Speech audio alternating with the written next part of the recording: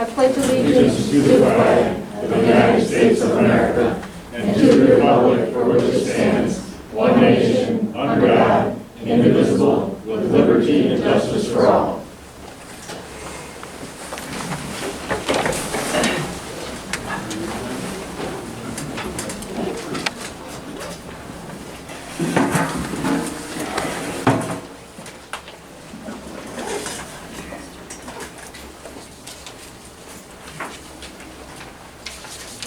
Mr. Bierman, will you call the roll?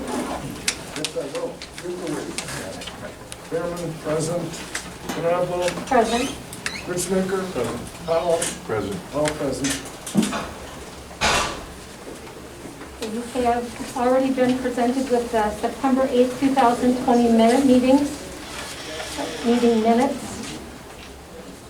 Are there any comments or suggestions? I move that the minutes be accepted as presented. Do I have a second? Second. All approved? Aye. Aye.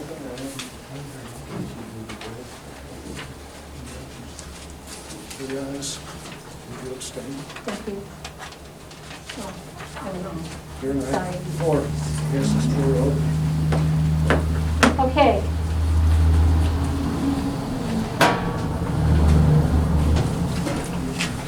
I want to start the meeting today in a little bit of a backwards order. Usually we start out with public comments, and I want to hold off doing that and do that more to the middle or the end, so that we can incorporate some of what we're hearing and talking about tonight. So we're going to start out dealing with business, the business of the Zoning and Planning Commission. I want to thank all of the citizens who presented or who sent letters and other correspondence to the Township Commissioners. For this meeting. Just know that your letters and your communications are being read.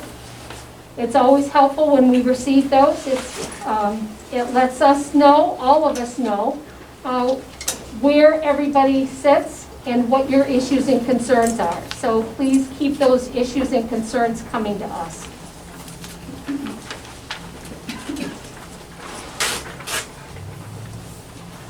I want to start the meeting today by going back and looking at the noise levels again. And I want to start by pointing out that in the ordinances that were adopted many moons ago, there is a noise ordinance that already exists. It's under Article 12, Environmental Performance Regulations, and it's Section 12.03. The following standards shall apply to all zoning districts with the exception of single-family and multiple-family dwellings located within residential districts. Noise which is objectionable is determined by the township due to volume, frequency, or beat, shall be muffled, attenuated, or otherwise controlled, subject to the following schedule of maximum noise levels permitted.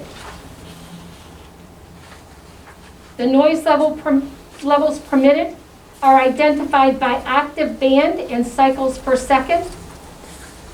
Along the residential boundaries, maximum permitted sound level decibels, and along all non-residential boundaries.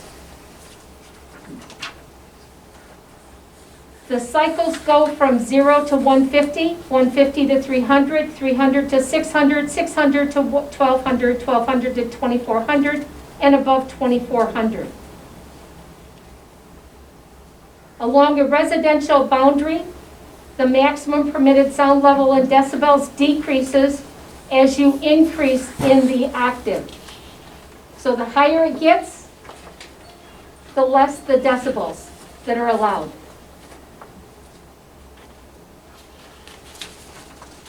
Those decibels range in 0 to 150 cycles per second at 70 decibels. 150 to 300 at 60 to 66, and go on down the line.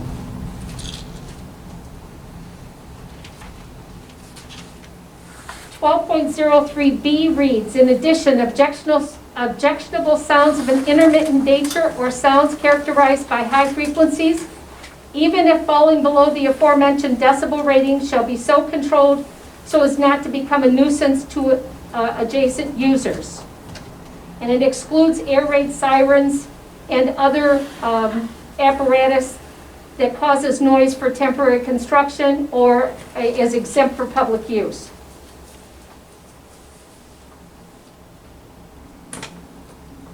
I would start out by asking, has anybody had a problem with noise in the township?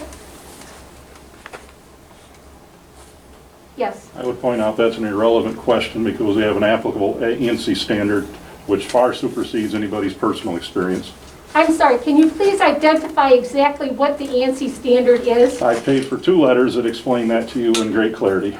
Isn't it true that an ANSI standard is nothing more than a safety standard that's established for other purposes? If you're going to ask me questions, I want permission to ask you questions. Have you been coached on these questions by any member of ESA Solar or their consultants? No, sir, I have not, but that's the last question you're going to ask me. And you're not going to ask No. me questions because I'm not a witness and you're not Okay. going to cross-examine me. Then you can either excuse yourself from the meeting or sit there and be silent. I will speak when given the floor. Thank you. ANSI standards are safety standards. They're standards set up for what noise volumes you have to comply with in a work environment. They're standards to be able to protect people from losing their hearing in loud environments. The ANSI standards have absolutely nothing to do with what we're talking about here with noise out in the community. So, that's it for ANSI standards. I don't want to hear it again. They're safety standards. They're not applicable here. Does anybody else have, yes? Can you ask your first question again? Did you ask her? Does anybody have any objection to noises that they've heard in the community to date? Yes. I will say that, sure, there are noises in the community. There's noises when hot rod kids go down the road, motorcycles, combines, tractors, trucks, but that's what we moved here for those kind of noises. I don't want something going 12 to 24 hours a day at a constant hum that is going to be nerve-wracking to hear it or get it out of your head. Yes. May I respond to that? Yes. My family owns grain bins that at this time of year, especially during the winter time, they are running 24/7 with their aeration, as well as when they start to dry their bins. And readings were just taken this morning from those. And those readings are, from this is just strictly from the aeration, not including the additional of the drying bins. At 300 feet from the bin, there was 59 decibels. 800 feet from a farm that had drying and the aeration at 800 feet was 59 decibels. 300 feet, again, 56 decibels. 300 feet right by the bunker from 67 decibels. And just sitting in the home with nothing running in the home except the normal things in the home, no radio, no TV, windows were open, just nature itself, traffic going by the road, birds singing, wind blowing, 39 decibels. So the people that live next to these drying bins, they are running 24/7.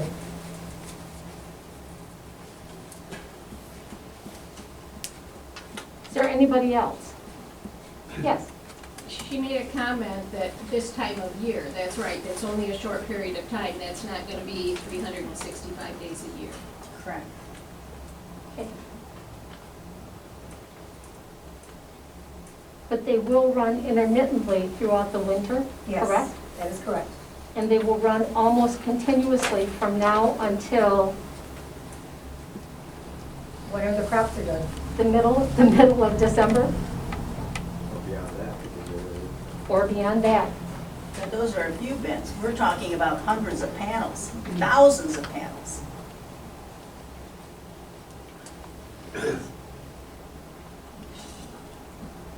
Do panels make noise? No.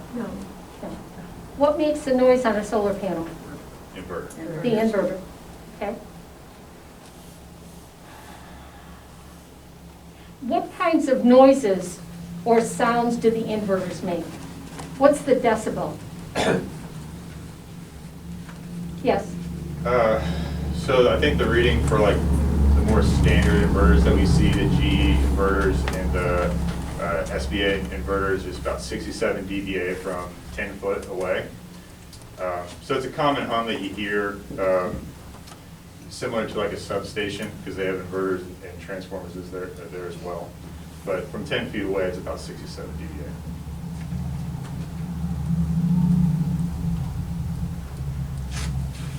based upon the fact that we have, and I direct this to the panel, based upon the fact that we already have a sound ordinance in the zoning and planning commission, or zoning and planning ordinances, should we deviate from this sound ordinance?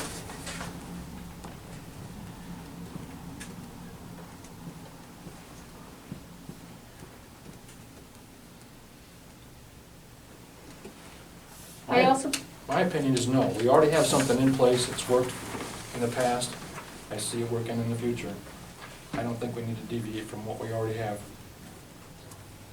so if that's the case, should we maintain the sound levels that are already in the ordinance that would be applicable for any solar ordinance?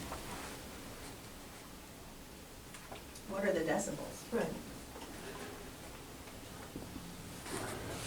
That are in that ordinance? Okay, it depends on the cycles, the octave band cycles per second, okay? It depends on how high the pitch is, okay? So on a typical inverter, what is the pitch or the octave band and cycles per second of the inverter? Does anybody know? Yes. From what I have seen, the manufacturer's data, they can vary quite a bit.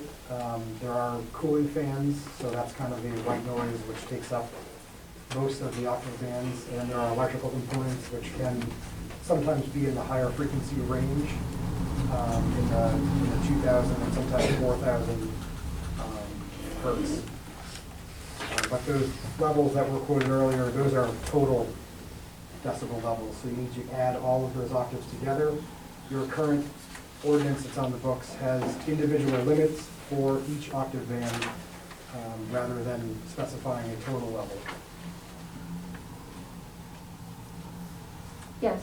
We're talking about the inverters. Where are the inverters located in reference to property lines in the project?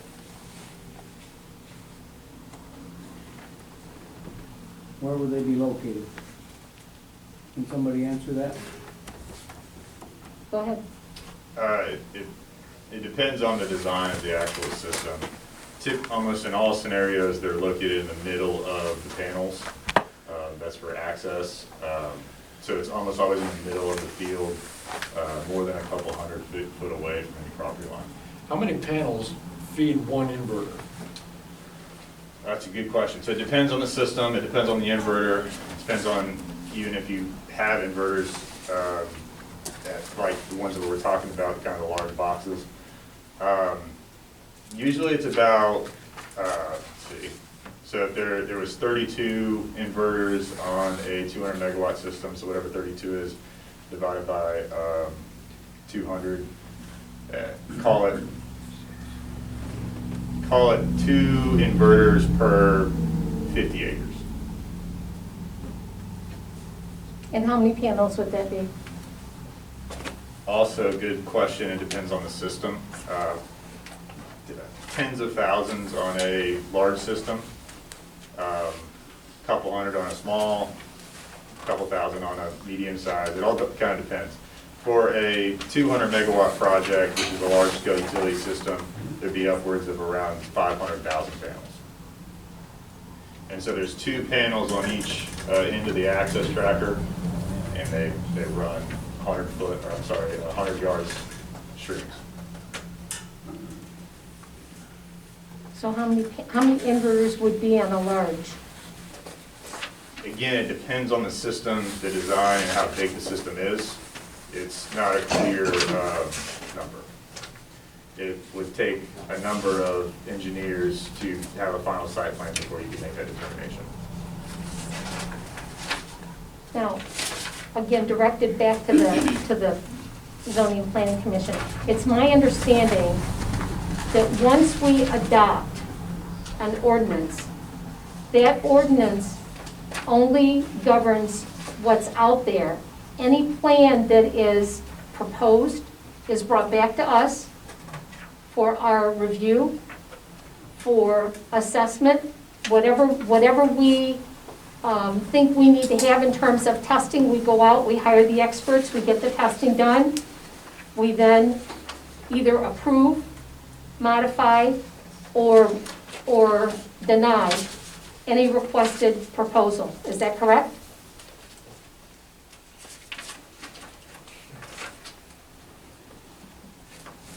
I don't know for sure. I'm not certain. Yes. Sorry, I just wanted to weigh in that in an application, if you have a sound ordinance or a sound requirement within the ordinance, it's always the developer or the applicant that's going to do the sound study to show what are the expected readings from the system. And I would anticipate that any proposal brought to us would comply with our requirements. Well, certainly, yes. Otherwise, it would be denied. When that, Madam Chairman, in following your section 626, your wind energy conversion systems, there is a point in there where, yes, you've already approved, approval is required. That is already in your ordinance for Blissfield Township for wind. And also in staying with your consistency that you're looking at, the noise levels for a wind should not exceed 55 decibels at the property line. So that is written within your ordinance.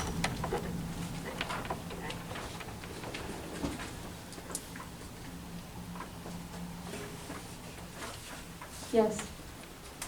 I would just like the record to reflect that twice in the last 3 meetings, you have refused to allow me to talk about Riga or Deerfield's ordinance, and tonight you said we're not to discuss ANSI standards again. That is an illegal infringement upon my First Amendment rights and a violation of the Open Meetings Act. You cannot control the content of my speech. If I want to talk about ANSI or Deerfield or Riga, I can. Okay, thank you very much. Okay. Are we ready as a committee to make any recommendations regarding the noise decibel levels or the noise limits that we are going to apply for the solar ordinance? Well, we've already got standards set, and they either have to meet it or ask for a variance in our ordinances. Okay. So I'd say just leave it where we're at. With the existing ordinance that's set forth in section 12.03? Yeah. And they have to do the work to prove that they meet these. Do I have a motion? I make a motion that we keep with our standard noise ordinance, which is what, 12 what was the number in that, 12.6, what was it? 12.03. 12.03, yes.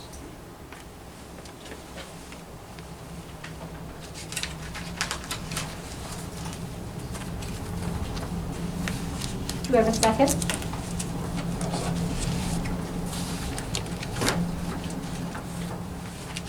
Mr. Bierman, would you call the roll? Okay, I will. Richmaker? No, let's start with, let's start with Euclid. Yes. Euclid?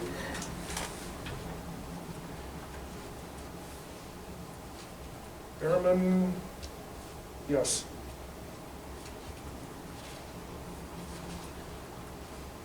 Richmaker? Yes. Powell? No. I have three votes in the affirmative, 1 negative, and 1 abstain. The motion carries. The sound ordinance that's currently set forth in section 12.03 of the Blissfield Township zoning ordinances will apply to the solar ordinance as well.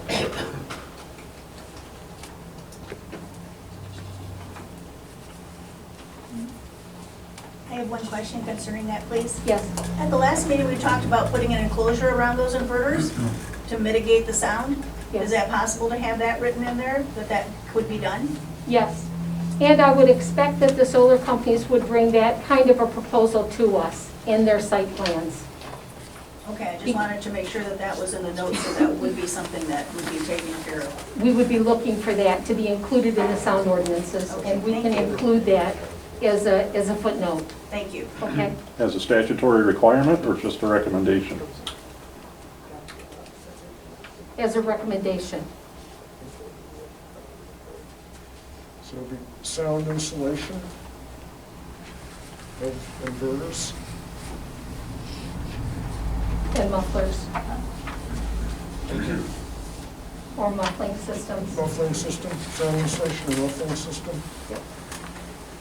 To be recommended, shall be recommended. Is recommended. Okay, unless you're gonna make it a requirement, it can't be shall.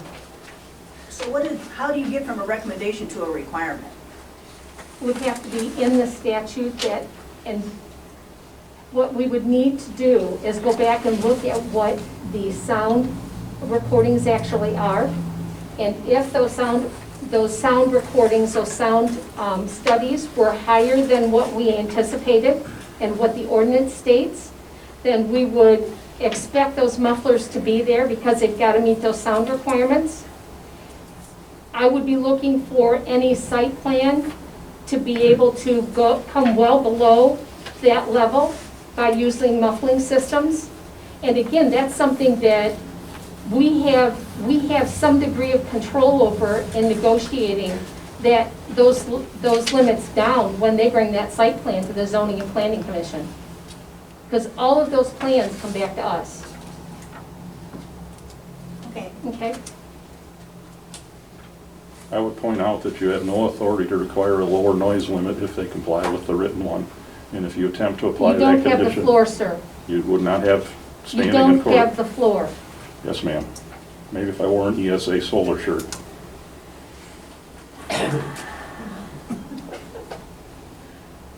All right, let's talk, okay, so on the agenda, we've dealt with the noise levels.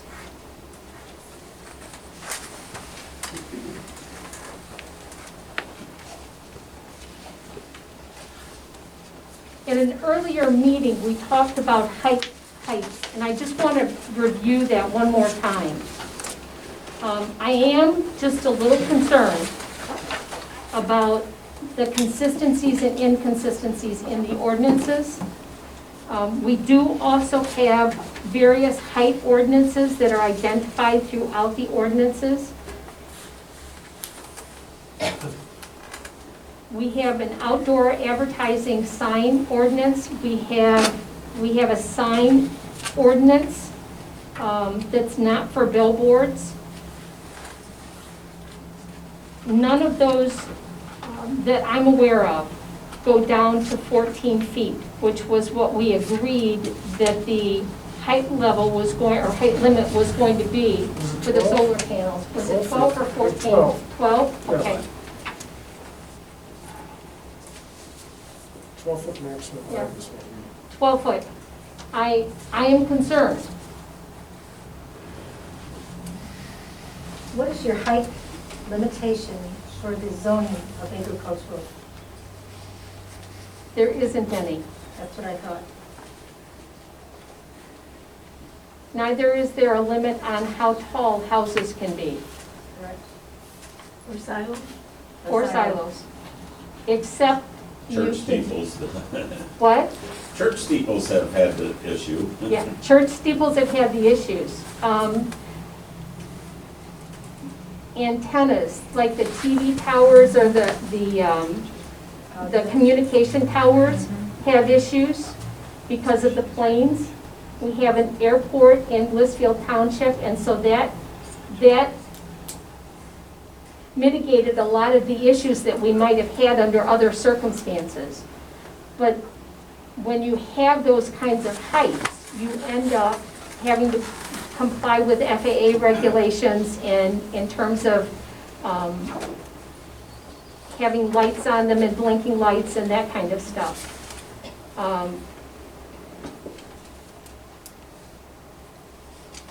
But we don't have any height limits on houses. And we're saying that these panels can only go up to 12 feet.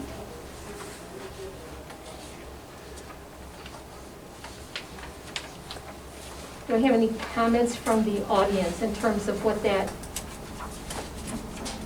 your thoughts? Referencing my letter that I sent to all of the members, I did a lot of research in the last several weeks, and there's nothing as restrictive as a 12-foot. The average appears to be, and obviously I did not take a poll, but the average for most townships that have adopted solar ordinances is approximately 15 feet.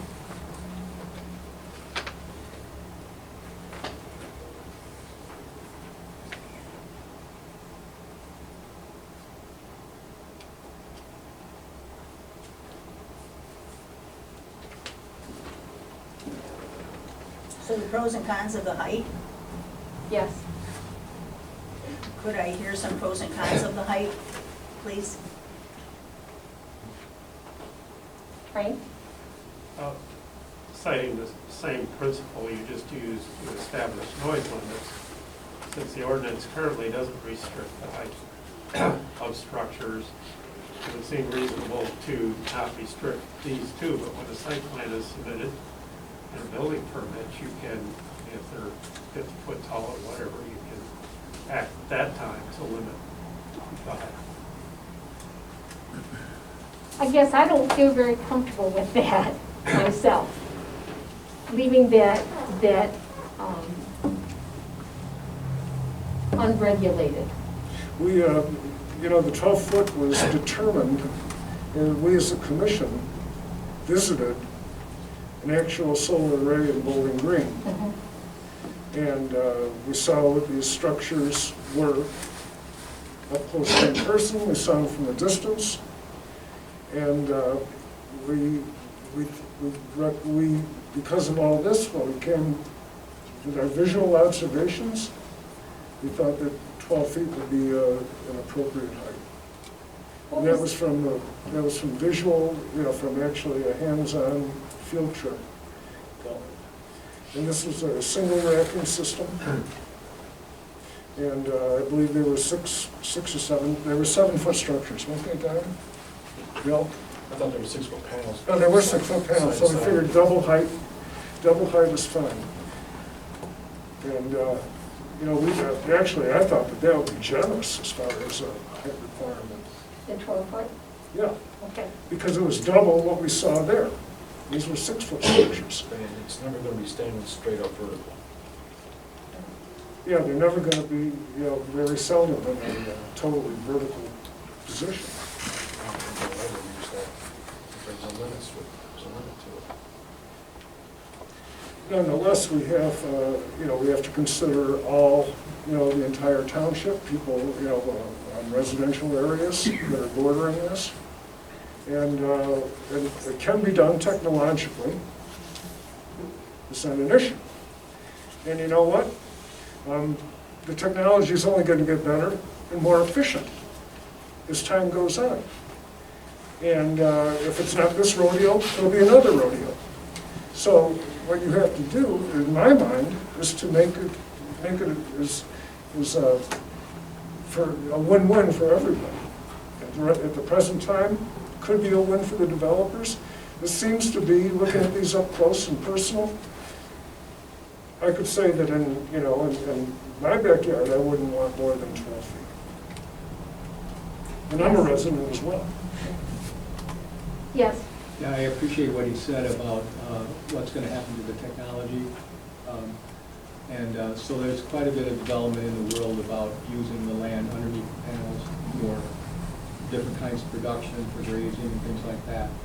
And so I respect the 12-foot limitation if someone's just going to build it and mow the grass, because at 12 feet, they will have to mow it, you know, fairly short to keep it away from the thing.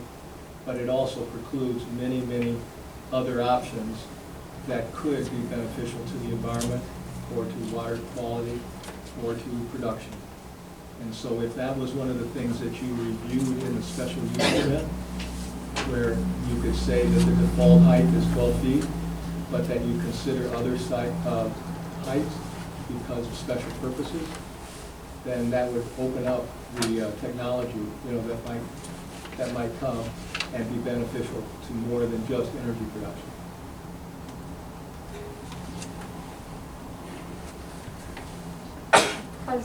How does the committee feel about that? I thought we talked at one time before, didn't we talk about raising animals underneath or on the same property as a panel? Well, it has been done, whether or not it's applicable, yeah, we have discussed that, or it has been demonstrated to us, you know, in the presentations. But whether or not that is specific to this township, you know, whether that can actually happen here, I don't know. But yeah, we have talked about it. We have seen demonstrated, or we have seen that. So then that 12-foot height limit is going to be 16, 17, 18 feet now. For grazing animals, Well, my goats would mess with those things pretty bad. exactly. They'd have them down in a second. But, you know, maybe sheep might be okay. Sheep will do the same, trust me. We raised them for many years. They're great jumpers. So I don't know if that's really a feasible, economic. I don't know if that's practical. I may or may not be. Being experienced with goats, I know that if there's something out there, they'll mess with it and take it down. Yes? Daniel Knablo, 9755 Deerfield Road. I am definitely pro alternate energy. I do think, you know, solar panels, wind turbines, whatever, are beneficial, and I do think we should write an ordinance that can at least let us look at having solar in this area. And as you're saying, technologies could change, you know, maybe panels going up a little higher will allow greater collection. I think the 12 feet might be just a hair too short, that we might even want to look at 16 feet or 20 feet, depending on the landscaping boundaries and what you can hide behind it. I just have concerns 12 feet might be a hair too small to even allow any form of solar to come in. It could be too restrictive.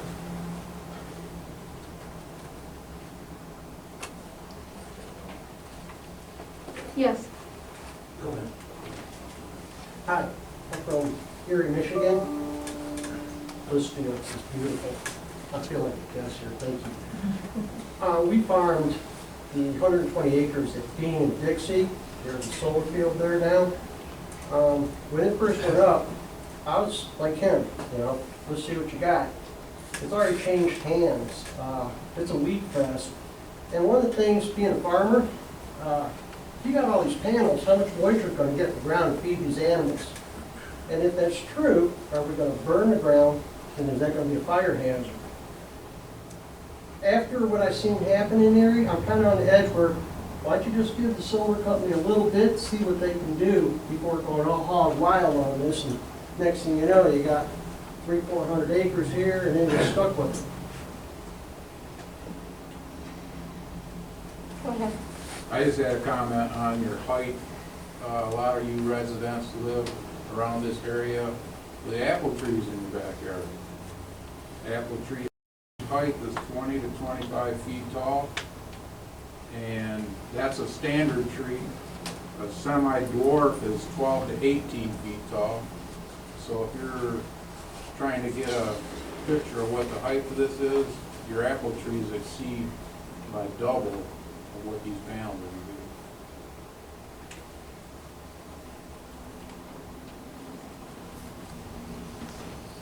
to For the record, do you intend to never call on me for the rest of the night? Just for the video record? Is that your intention, to never call on me, but only everybody else? Could you please explain that to the camera? Because I believe that's an Open Meetings Act violation. Is that your intention? I've called on you before and you've spoken out of turn. Is that a yes or no? Yes? Yeah. I had a question for the solar panel people. I was asked by a couple people, is there any health impact studies done on the solar field? Emissions, thing like that? Have those studies been done? And if so, what were confined results? Yeah, so there's been a number of different studies from a health and safety perspective on solar farms. I'd be glad to share all the literature on it. There's no emissions or any type of hazard. You can touch the panels, you can be around them. It's not something that we encourage, because just like a transmission line, you shouldn't go play around with them, but it's something that is certainly safe compared to, you know, other forms of industry, I guess. So I don't know the health and like a particular health and safety topic that they're referring to, but we can certainly share like EMF studies or. Somebody asked me about the line feed out. So it's the same thing as any other transmission line that you see on the road. There's been a lot of things about people living underneath the lines having cancer problems. Yeah, so the lines that are generated that you see right now are, you know, they're AC current. They produce a certain frequency. Renewable energy produces DC current, which has a far less EMF. If you do have a pacemaker or something like that, you should be monitoring the amount of EMF that is around you. But solar fields produce a different type of frequency, and therefore there's just less, there's not nearly as much EMF. And even if you sat inside a field for an extended amount of time, such as the workers do, there's no real, there's no health issue that they're going to have. Though I do agree that if you live next to a substation that does have that AC, you should monitor. If you have a pacemaker or something like that, you should definitely monitor it. Any research you have on that? Like if you absolutely, yeah, we have, many studies show that. Yeah. Okay, thank you.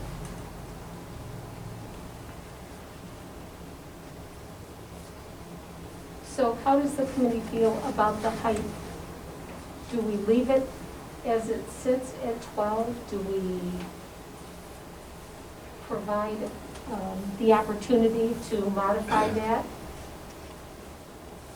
I'm looking for direction from the committee. Based on our field visit, I think 12, we arrived at that 12-foot number for a reason. Okay.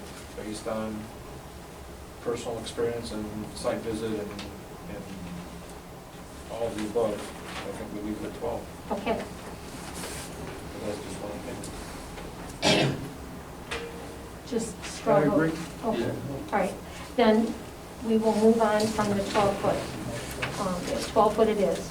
Now, the next question that I had, you know, and I wasn't thinking about this when we did the noise levels. We identified that the noise levels are going to hold as they sit in the ordinance. The next question becomes where we measure that from.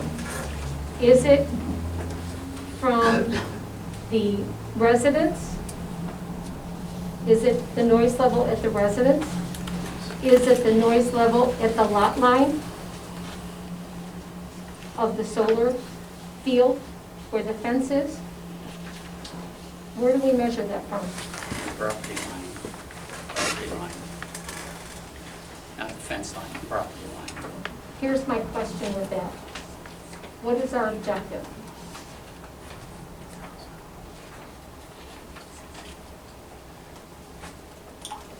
To not be intrusive on a resident. What does the, But specifically, isn't this already accounted for in the long residential district boundaries? Well, but the problem is, what are we going, for the purposes of the sound ordinance? Right. Okay? If we say that the inverter or the field boundary is there, do we measure the noise at the boundary level, at the fence line, or is it at the residence? What is our objective? To make sure that the residents have that noise level down where But it if needs at to the be. boundary line, if it's not meeting it there, I mean, they've got to meet it at that level there, so if the residents over here, if it meets it there, the residents has no concern. You shouldn't have. Okay. I would say at the boundary line of the project. It's you measure it. And that's what they have to be concerned about, is their boundaries. They have to have, when it reaches that edge, their sound level has to be what our ordinance says. Okay. They don't have to worry about 16 miles down the road. I mean, that's not their, I mean, if they're meeting it at the boundary, that automatically takes care of itself. I'd like to reference back to the zoning ordinance, item 626. Item 12, this is again wind, which is again a non-renewable. It says, measured at the property line of the property. Which is consistent with what we've just set up here. Okay? So the measurement will be at the property line of the solar project. Okay?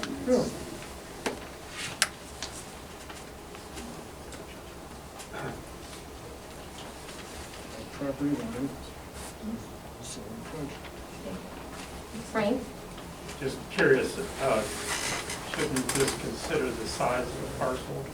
If somebody has a 1 acre parcel versus a 50 acre parcel that they put a home on? What difference would it make? They have to meet that requirement, whether it's 50 acres, 500, or 1 acre. If they want to put panels in 1 acre, they got to meet that requirement on the outside. I mean, that's a requirement. It shouldn't matter. I'm a little confused. Okay, I mean, I don't understand your question. I'm not sure. Because I was born confused, so if I confused you, that's. The older you get, the worse it is. Are we talking about the property lines of the residential parcel? No. No, You're talking about the boundary boundaries of of The boundary of the project line. project. It's the project boundaries. Okay, Okay. clear. Yeah, sorry. Are there other comments? Yes. I was curious, I'm Karen Darnell. I was curious if someone has a 30 acre and they're non-participating, I mean, is that where the boundary line is? Or are you talking about the boundary line of the Project. project? Yeah, this, for the sound levels. Yeah. It's the boundary lines of the actual project, where they put the fence up, Okay. that's the boundary line. So if the person has only an acre lot, I want to make sure I understand. If that house is on an acre, there has to be, the boundaries have to be different, correct? Well, I think you're talking about setbacks now and not the sound, All right. okay? because We're that- just talking All right. sound at this point. Joe? Yeah, you discussed how the layout would be, the fence for the project, and then a tree line. And so is the fence is inside the tree line, why wouldn't you measure at the tree line and not at the fence? I guess, you and I are not on the same page, because you said fence line, and I mean property line. Okay, all right. I'm talking property line, and you Yeah, have property trees line. after it, and you got fence after it, and you have whatever you want after it. It's But I'm property talking property lines, what my concern. Of the resident or the No, of the non-participating? project. No, of the project. Of the project. It should be one and the Of same. the parcels. It's one and the yeah. same. Yeah, it should Yeah, be one and whatever the the same. project is, whatever they say, this is what we're gonna put here. And then the address, and they come back from the setback. And then they have to put the tree lines, and they have to put their fence, meet the setback. But it goes up to, their some will go all the way to where the edge of the property line is. Because that's what they're responsible for, from the, where the property line begins.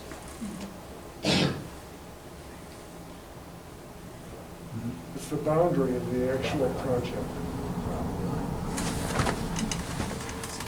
Because that's their responsibility from there. And if they meet it to there, they should be meeting it to any neighbor or anybody else. Okay. It sounds like you have it figured out now, but it shouldn't be measured at the fence because the homeowner shouldn't be out on the easement property. You know, they should really be no further than their property line. So that's where that should be measured from, not from the fence. You know, the property line. property, yeah. Yeah. Dana? Just looking at the ordinance, the 12.03, it talks about along residential district boundary maximums and then non-residential district. I don't honestly know, are these what ones am I looking at when we're even talking about the solar coming in? Agricultural. So would that be along non-residential district boundaries, maximum permitted sound level? Well, it would depend whether you're talking about a house being there. If there's a house there, then that's the limit that you're looking at. So like out in the country, the zoning isn't agriculture all around, there is residential zoning and agriculture zoning, or? No. Look at your map. Well, I'm just trying to read what the thing is here and know which one it's being applied. Look at your map. It can be both. It can be both, but it depends where the project is. It depends what is in that area. If there's a home there, then you're going to be looking at the sound limit for the home, for the residential. If there's not, at the property line, you're going to be looking at the non-residential sound limits.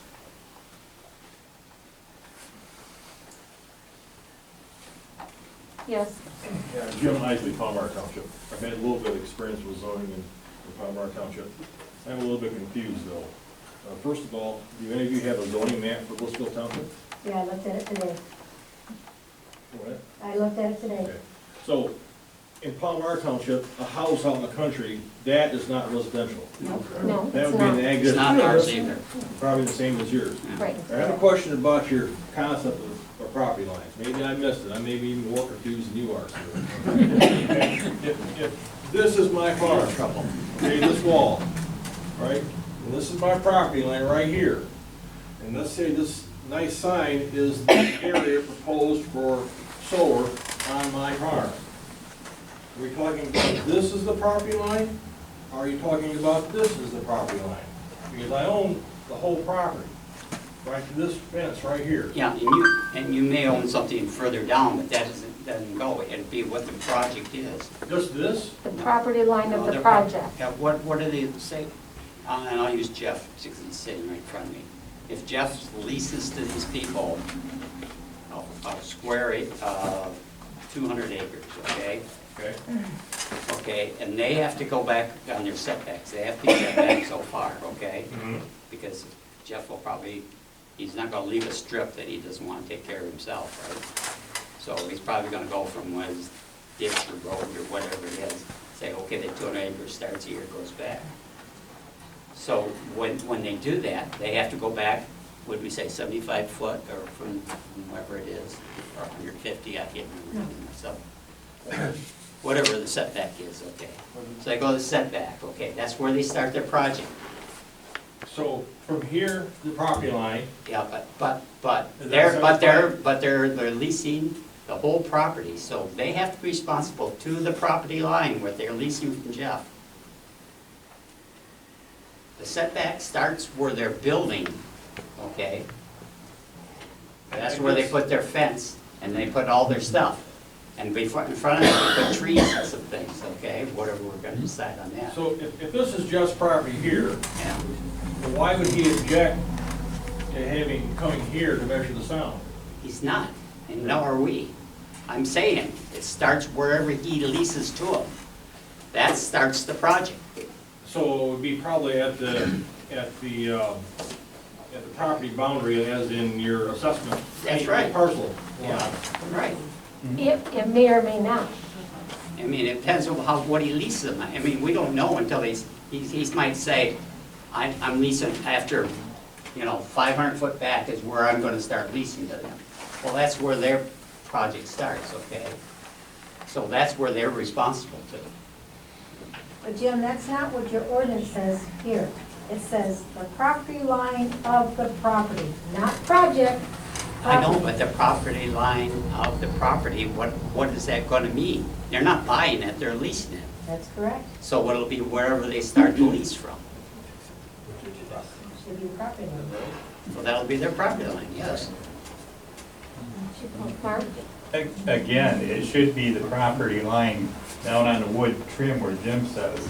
Anything else in a person is trespassing. That's right. And if they want to go up and damage their hearing trespassing, they shouldn't be doing that. Yeah, It and should be at normally, the- that's at where the he would property start, line. that's when he would start leasing them, okay? I mean, we're making this way too difficult. I I mean, just say that they measure it at Here's the his property property, line. here's his property. He's not gonna say, okay, I'm not gonna lease you this strip. I mean, he might, but he's gonna say, okay, you're leased from this to this. Now this is here, starts here. But they're responsible for the sound to here because they're responsible for that property. Right. The property line. Yeah. Property line. Quick clarification. These are all some of the neighboring, I put this up in front, these are some of the neighboring township ordinances. They're all, noise is always measured from the property line, right? So always the wooden, if this is the road, right? You got a setback here. Your lease line may not start till here, Yeah. here, whatever, right? But you always measure at the property line, because that's where the township has jurisdiction to measure, right? It's never like, you can't Yeah. just go on someone's property and say, I'm gonna start here. It's always at the property line, which is why these townships always say property line. Yeah, and that's what we're saying, property line, but it depends on how people lease it or how they buy it or whatever they're gonna do. They're gonna lease, I think, here. I Well- mean, he's not gonna lease for way back and then start there. But if we say that the definition for for the purposes of the ordinance, that the sound is going to be measured at the property line, Because if they lease Then- something, the property line doesn't mean anything to them because it's not their property line. Their property line is where their lease starts. See what I'm saying? no. I think you're making it way more. We're making it too difficult. Measure from the property line. That you pay taxes on, the property line. I know, but Regardless of what's in between, the person that leases that property still owns that in between there. It's down its property line, And you're concerned about the person on the other side of the property the line. other side of the property That line. may not be, we call it. I understand that, but I'm saying they're gonna be responsible to the thing because nobody's gonna lease them from a strip back. It's gonna be always from the road or from The property line. the property line, yeah. Okay. Yeah. Just a quick clarification, you can't lease just a portion of a parcel, Right. right? You have to lease the actual parcel. And So what- that's what I'm trying to say. Yeah, the parcel line is the lease. There's no way around that. Yeah. You can have a buildable area versus non-buildable area, but that's different.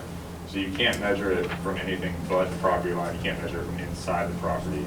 It has to be just how the lease is written. I didn't say it very well, but that's what I was trying to say. You guys wouldn't lease anything unless it was from the property line back, and nor would anybody lease it to you unless they went from the property line back. Correct? Correct. Well, yeah, it's just like you can't simply lease a portion of a property. You lease the property. Right. Yeah.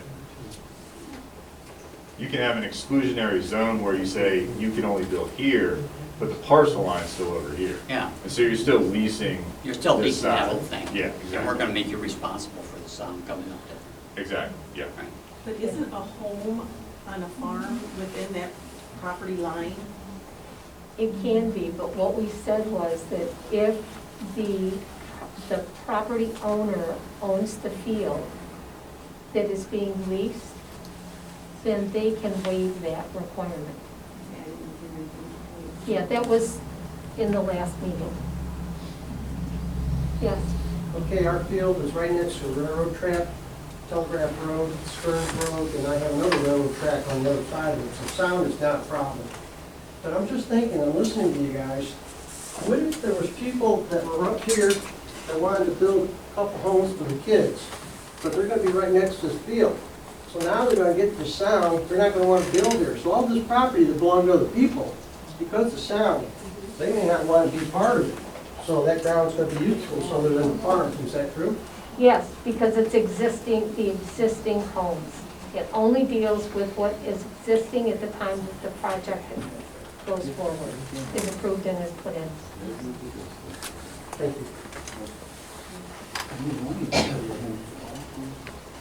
Okay, anything else? Okay, so let's just make sure we're clear here. Clear as mud, I just want it clear. We had a motion that was approved that the sound levels are going to be, the same as set forth in section 12.03 of the existing ordinance. The sound will be measured at the property line, period. It's at the property line. Of the project. No, No. property line. Property line. So if your property lines, you've got a square, okay? You lease it, doesn't make any difference where that is in there. They've got to deal with setbacks, but the sound is measured from the property lines. Okay. Is that correct? Do we need to take a vote on that? Probably we need to. Would you call the roll?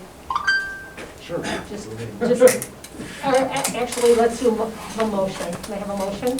Okay, we have a motion to measure the sound emitted from the project at the property line of the project. No, property line. Okay, that's the motion, right? Okay, do I have a second? Second. Would you call the roll? Okay, we have Euclid. Could you explain that to me? Yes. Herman, yes. Knoblow, Abstain. Ritzmaker, Yes. Powell, Yes. Powell, yes. Okay, I have 4 votes yes and 1 abstain.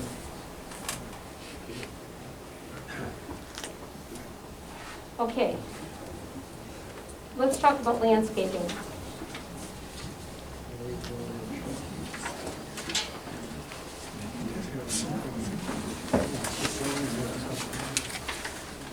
Yes.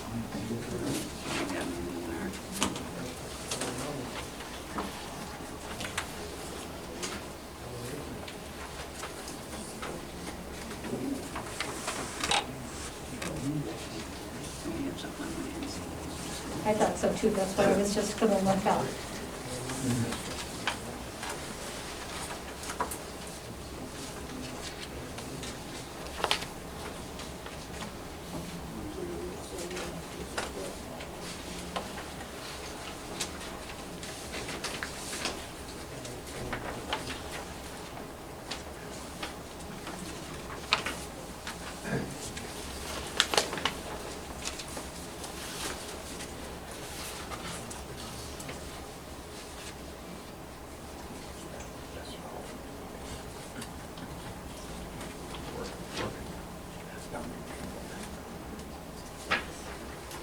Where did we get this landscaping thing? Do you remember, Don?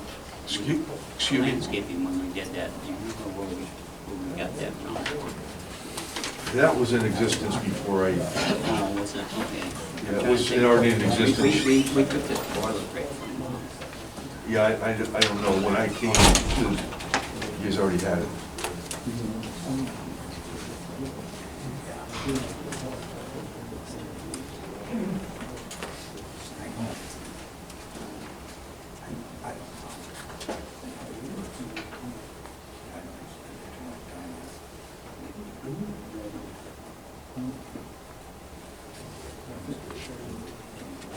Yeah, I think he got that from state of Michigan. Yeah. Where? I'm sorry, where did you get it from? We do raisins, right? Sure, we do raisins. Maybe Jason.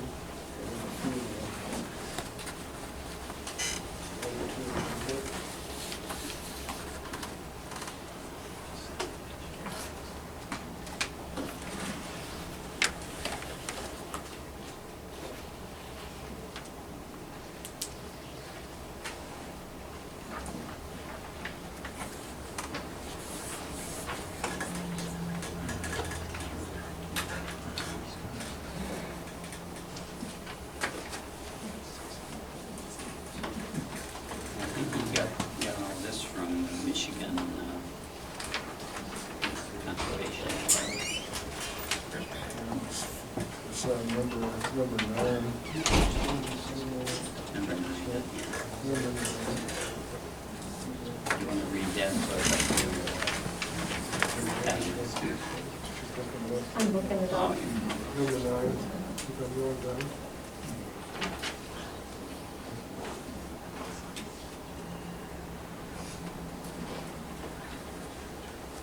Landscape. The perimeter of solar farms shall also be screened and buffered by installed evergreen or native vegetative plantings whenever existing natural vegetation does not otherwise reasonably obscure the solar farms from any public street and/or adjacent residential structures subject to the following requirements. The evergreen or native vegetative buffer shall be composed of native or evergreen trees that at planting shall be a minimum of 6 feet in height and shrubs 2 feet in height. The evergreen trees shall be spaced no more than 8 feet apart on center from the central trunk of one plant to the central trunk of the next plant. Native trees should be placed no more than 15 feet apart on center, and shrubs should be spaced no more than 4 feet apart on center. All unhealthy, 40% dead or greater and dead material shall be replaced by the applicant within 6 months of the date of identification or the next appropriate planting period, whichever occurs first. All ground cover in and around the solar field will be seeded with native grasses and vegetation. Selection of the vegetation shall be in accordance with the current Michigan Department of Agriculture and Rural Development's Conservation Reserve Enhancement Program. All unhealthy 40% dead or greater and dead material shall be replaced by the applicant within 6 months of the date of identification or the next appropriate planting period, whichever occurs first. C, all plant material shall be installed between March 15 and November 15. If the applicant requests a final certificate of occupancy from the township and the applicant is unable to plant during the installation period, the applicant will provide the township with a letter of credit, surety, or corporate guarantee for an amount equal to 1.5 times the cost of the planting deficiencies that the township shall hold until the next planting season. After all plantings have occurred, the township shall return the financial guarantee. D, failure to install or continuously maintain the required vegetative buffer shall constitute a violation of this ordinance, and any special land use permit may be subject to revocation.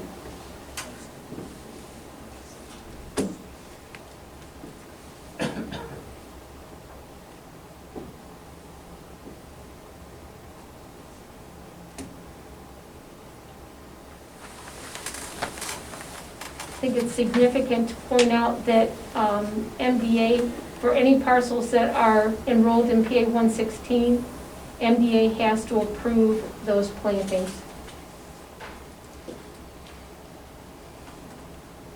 Yes. Am I correct in assuming that these are inside the fence? No, They're outside the outside the fence. fence? Outside. Outside the fence, between the fence, the solar field, the fence, and any house. So say that again, please? It was, Solar field, fence, trees, house. okay. Are these going to be on a berm? What? Will it be raised on a berm? We didn't require that. So almost half of the vegetation, the trees, can be dead. And that will be acceptable. 40%. 40% is a lot of dead trees when you're looking at a solar field this size. Yeah, but they have to be replaced within a 6-month period at the latest. They have to be replaced, they can't leave them dead. Yeah. They must be replaced. All unhealthy, 40% dead or greater, and dead material shall be replaced by the applicant within 6 months of the date of identification. I'm sorry, I thought it was totally dead. No. Just 40% of No. each individual plant. 40% of the unhealthy, or of the plant is unhealthy, then it has to be replaced. So how does that work out? Someone comes out yearly to evaluate this? Yes, Is that a recommendation or a requirement? requirement. Yes. I probably just wasn't listening closely enough, but where exactly is the vegetation required? Did I hear you say that it's only along a residential property and a public road? Is that how it was written? I just can't remember. No. We're talking about the buffer that's here, Yeah. okay? In addition, there will be vegetation planted inside that solar field area. And again, if the property is enrolled in PA 116, even though the farmer's not gonna be able to take advantage of PA 116 while that solar field is there, MDA still controls that ground and controls what's growing on it. So I guess my question is, I'm gonna use Tim's field. See what you started? Okay, so if this is a field of solar, it's dedicated solar. They could just stay here side of the fence, okay? So let's say this is a road, and there's a house here. Is the vegetation required around the house and down the road, around the whole property? Like, let's say there's a woodlot up there, there's a grassland, a swale over there, there's something, a bean field over here. Is the vegetation required in that ordinance right now all the way around and every part of that, so that we're putting vegetation up next to a bean field, say half mile out the country?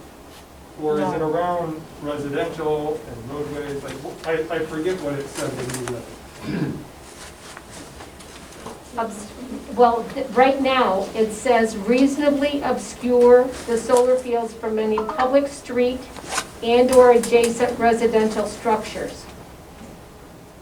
Okay, so just along the south side there and around the, thanks.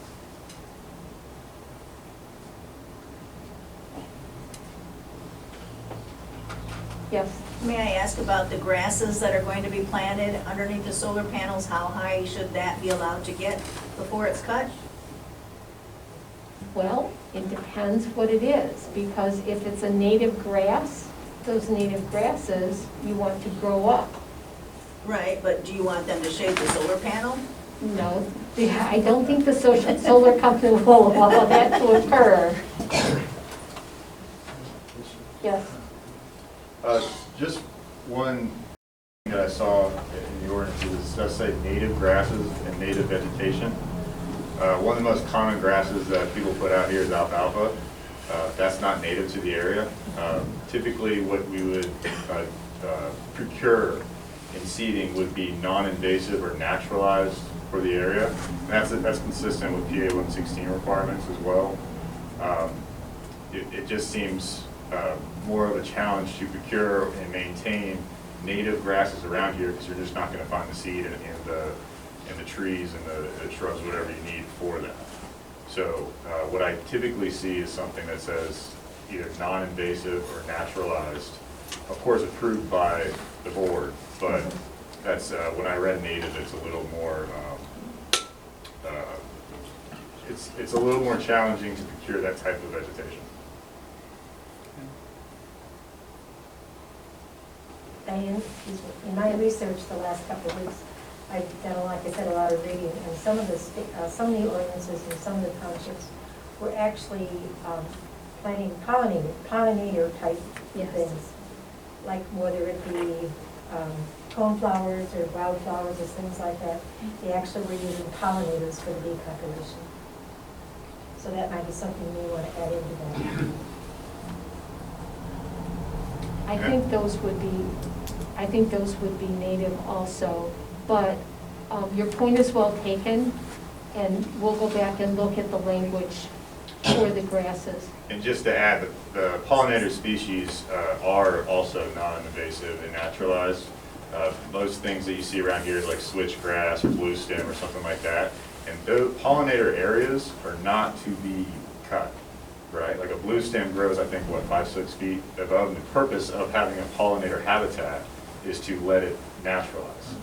And so you actually put those in certain areas in the solar array that is away from the rest of the grasses and obviously trees and everything like that. So the pollinators don't get cut at all. They're more of like a section off to create that habitat for bees and insects and other critters. But it's the rest of the field that is more of just a typical grass planting. So the bees and birds aren't affected by the panels? No, ma'am, no, they're very much what we're doing is kind of creating a habitat. That's what the requirement for the from Enverter is. You're creating that isn't existent today. You're creating a habitat to create more biodiversity and a better, habitat for those types of animals we don't have right now. Yes.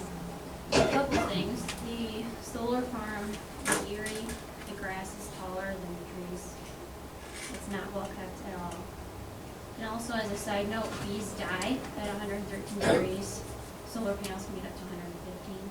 If they land on it, bees are just going to die. So my question is, what is the point of having pollinators under panels to attract bees? If they actually touch the panel, they will die. That's why you put the pollinator species actually away from the system, whether that be 30, 40 foot away from any solar panel. Typically, solar panels aren't really all that hot. You usually can touch them without a problem, and bees would stay away from anything like that. And what goes under the panel? Just grass.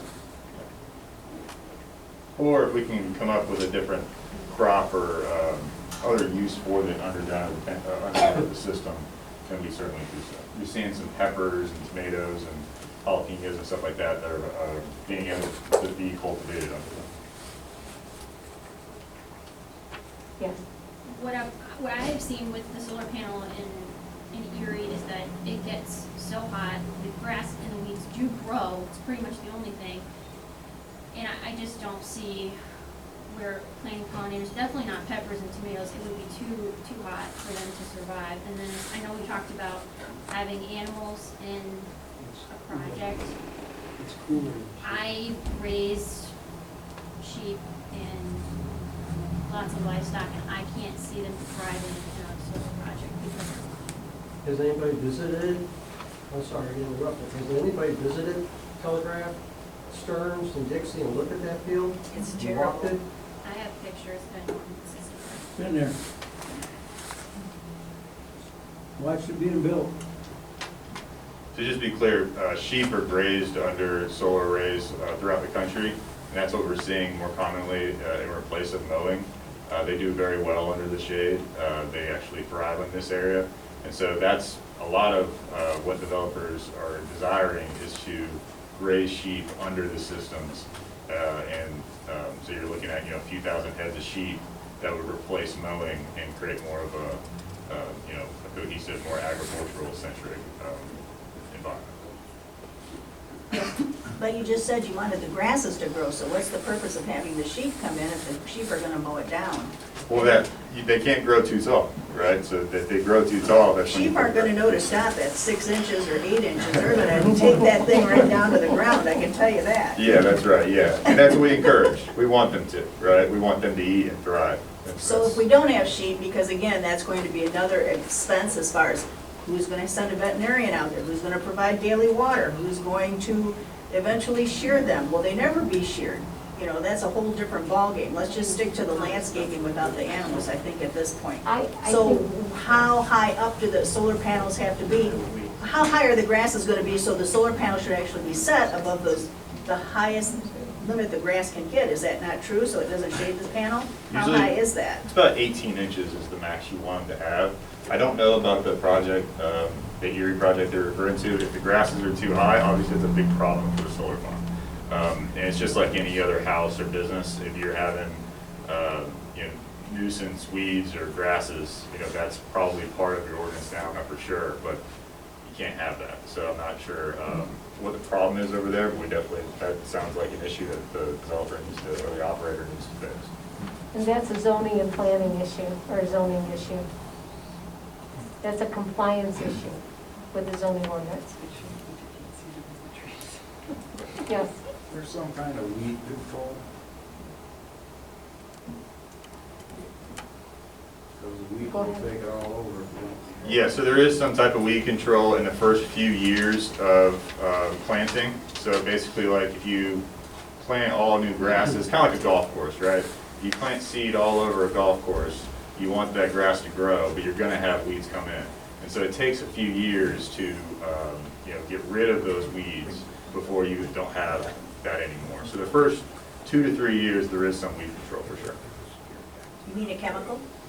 Yeah, well, it depends on what the chemical, it is a chemical, yes, but it depends on what chemical we use, yeah. So it could be anything from weed killer to all different other types of naturalized weed. Mr. Martis? What happens after that couple of years? Typically, you're not going to have weeds after, the whole point of the weed killer is to not have to do it anymore. And so we're always looking and making sure that there isn't any weeds or nuisance weeds coming around. But usually after the year or two, there really isn't. And so there might be some maintenance after that, but it's certainly not, I would say, a nuisance. Mr. Martis?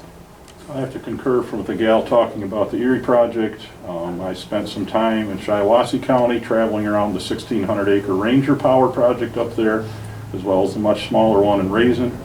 The weeds are tall. The one in Shiawassee is about 2 years old. The weeds are taller than the coniferous plantings. Probably 30%, in some stretches 40% of the coniferous plantings are dead. It's unsightly. The interior of the project has been mowed and maintained. The exterior is not. It's grown up in weeds. I imagine it would not be easy. I don't see anybody going out with a weed whacker to trim around all those coniferous plants. The weeds, in fact, are much taller than the coniferous plantings, and they're dying.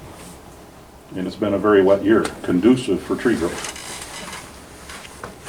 Yes. I guess I'm hearing a lot of good discussion there, but, you know, we're talking about ordinance, you know, how tall the grass should be and all that.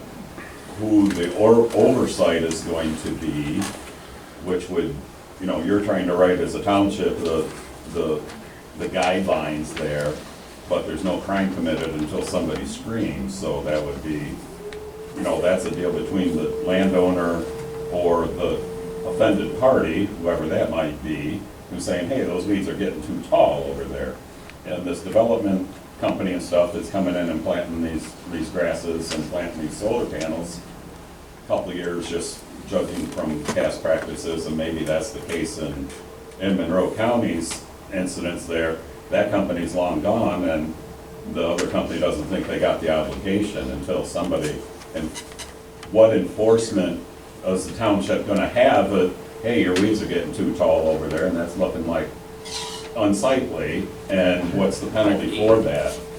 Part D says failure to install or continue to maintain required vegetation buffers shall constitute a violation of this ordinance, and any special land use permit may be subject to revocation. We revoke it, they're out of business. And we're going to have surety bonds on this thing to clean it up. So if that's what they want. Well, have at it for a few Well, weeks. the may be revoked is, you know, the Yeah. ultimate penalty and stuff for Yeah, that, so but I would think, I guess how I is would there- think a couple letters, they'd get it cleaned up. Well, yeah, I guess what's been our past experience using this ordinance and stuff when in similar situation or offenses, you know? Well, we've never had surety bonds on other people, so they haven't been good, okay? Just, But this time, I think that there's. just thinking about what I'm hearing and, Yeah. you know, what it's gonna look like 5 years from now. Jim? Does Blissfield Township have a grass and weed ordinance? And No. secondly, do they have a code enforcement officer? We do not do it? No. We No on talked both? about it. No on both counts? Yes, that's correct. I think we do have a weed, a nuisance, what you just said, but we don't have anybody to enforce it. So it's kind of a, you know what I'm saying? Because there are other areas in Blissfield Township that are growing the weeds and brush, and I'm kind of thinking, are you gonna enforce this on a solar project and not for anybody else? Can't have a double standard. That's right. So I guess what that means is that we may finally have to appoint or hire an enforcement officer. Because the reality is, unless you have the means with which, or have the process set up to be able to enforce it, it's not gonna happen. So if we need, Even if you do, sometimes it doesn't happen. well, but the first time you start implementing that enforcement ordinance and hauling them into court, and they have to pay all the fees and the cost, and clean it up, that'll be the end of it. One of the things that we haven't gotten to yet are those bonds that will be held by the township. There are options for having other people, other municipalities, other state agencies hold the bonds. And I would recommend against that we hold that, we keep it local so that we've got control over it. And that would be true for the decommissioning as well. Mark? If it's not too much problem there for the board, how does the weed ordinance for Blissfield Township read? Looking for it. Okay. I'd like to know. Can I offer a comment in between that while you look it up? Hang on just a minute, Mr. Martis. Jeff? Yeah, while he's looking that up. They've been few places cited as being not well cared for or whatever on these solar farms, but there are more that are well cared for and taken care of. And I've seen a lot of them when I was on my way out to Iowa and back in different communities and so on and so forth. And they were kept mowed and taken care of, and I'm sure the farmer that would lease to a solar company would have that kind of written in their lease if they wanted that taken care of. Just like the farmer mows the ditch bank that the county don't mow, the roadside that the county don't mow, he wants his property taken care of. He don't want it left to grow up for nothing. That is very true. Mr. Martis? You raised an important point. The enforcement process would be a letter and maybe a second letter, and then if they fail to comply, you go to court. That comes at the township's expense, which is why many communities are writing into their ordinance an enforcement escrow, where you ask for $100,000 or $200,000 placed in escrow to pay for your experts, to pay for your legal fees. Liability insurance pays if you get sued, but they don't pay for you to enforce. With a project of this scale with entities this large, they can easily drag you out for 5 years until you can no longer afford to enforce your ordinance. Make them pay for your enforcement actions up front. That's critical. Good point. Thank you. Okay, do we have any more comments regarding the landscaping? Any recommended changes that you can think of here?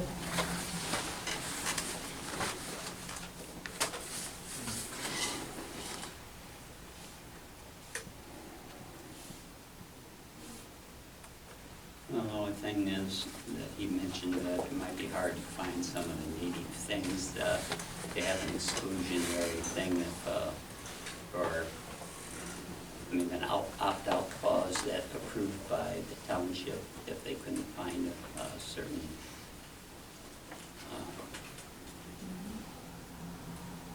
native plants.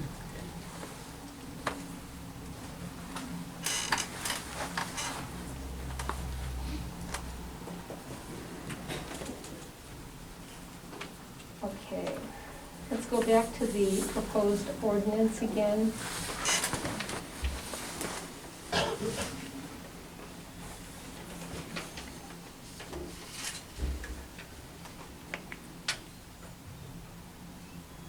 It does say selection of vegetation shall be in accordance with current MDA and conservation vegetation plan. So Why don't we just change? we may be able just to native- take out the native grasses and should be. Native grasses where possible. Yeah, we need to look and see what MDA is recommending in terms of the language that they want in there and that they're recommending, if it's native grasses or something else. So we'll go back and look. And if they don't have any recommendations, that would just say native grasses where possible. Yep. Okay.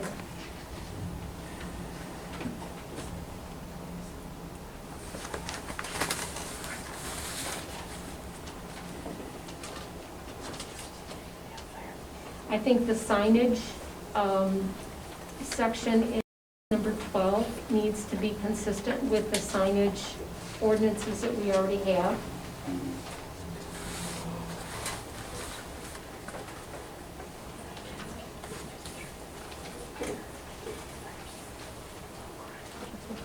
Did anybody have any issues regarding the abandonment and decommissioning?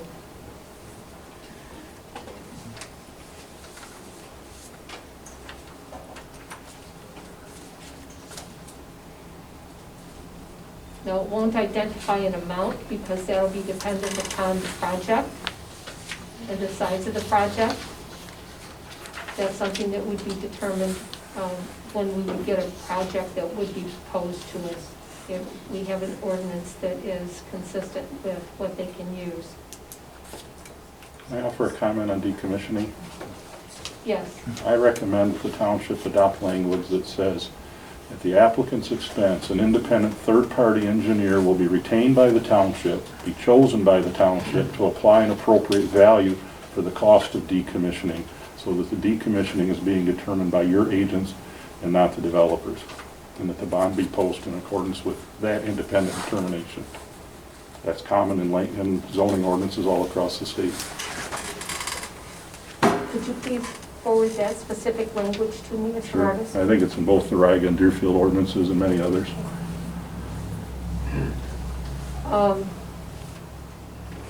And again, one of the things that will be in here is that the township will control that decommissioning escrow.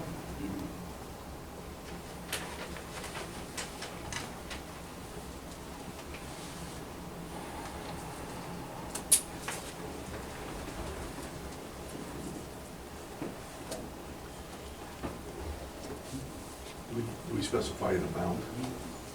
No. You know, well, a percentage, you know, some type of percentage, so I think in one ordinance it was 1.5%, Yeah, or I mean, 150%.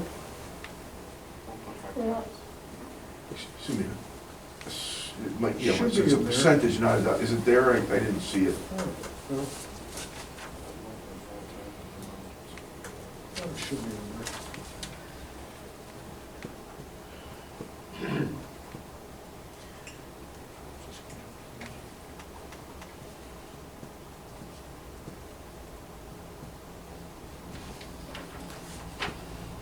I don't see it.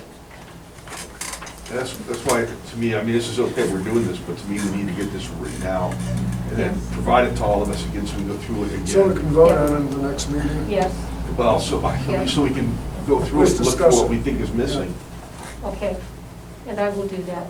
I I'll have that out we within a week. discussed that one. So you can have an We enforcement. never put it on here. Yeah, I thought 150% is come to mind. Yeah, 1.5, I think. How about the enforcement you know, you said that was nice, but are we gonna put the enforcement escrow in there?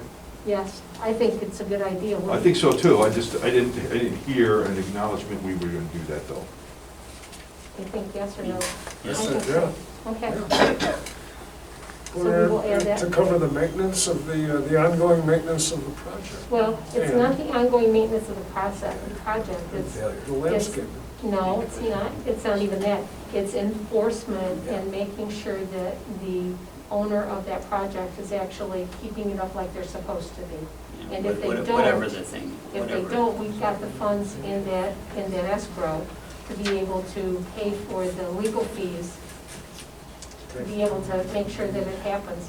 And I think we also need to include language in there that if we have to expend any funds, that the funds will be replenished.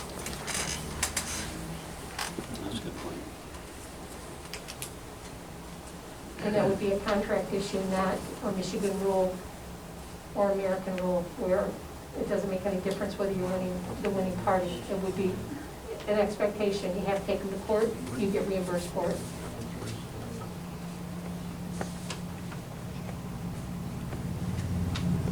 So in section 20, I have complaint resolution. Do you guys have that in your version? I don't.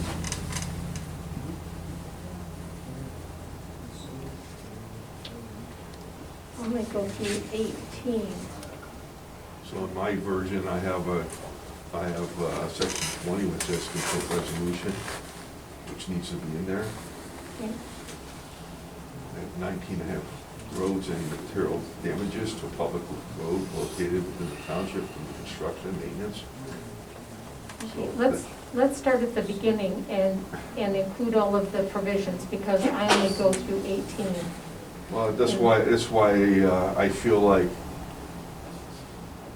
instead of sitting here editing at this point, Yep. what I would suggest is that we send it out, we review it over the next month, Mhm. we provide what we think is missing, and then we reconcile that difference in the next meeting, is maybe how it might be done. Okay. I mean, so Can we you get- email me 19 and 20, is mine? Yeah, I My don't have copies those. there. Yeah, I don't have that either, that's fine. And I had. Like I said, I don't know, this is where I said at one meeting before this, I'm going by my version, and I don't know what version you're looking at. Okay. So to me, in my version, I also have operational life, and these are things I might have added because of the lawyer's comments when we got them in December. That's interesting, because I Yeah, got I this don't from have the that either. township, they sent these, and it says page 8 of 8, and it ends at 18. So do I. You have to look at the maintenance and repair too, on number 17. It says here, the township building official determines a solar farm And we fails to meet requirements. do have a building.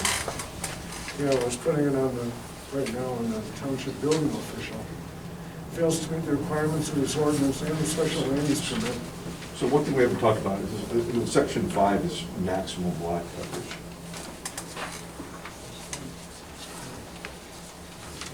So again, this is where we're coming in with an agenda 15 minutes before the meeting, and I try to prepare for it, and when you send a meeting 15 minutes ahead of time, I can't come prepared. So I asked that we set the agenda up today for next week's meeting, so that whatever time I spend, I am more prepared. Okay. So to me, we haven't discussed about maximum lot coverage.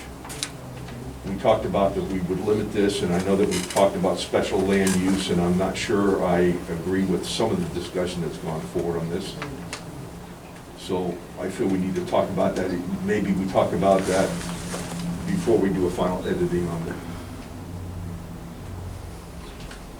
Special land use is not an issue, a provision in here, so what are you looking at in terms of the special land use? Well, maybe that's something that's missing too.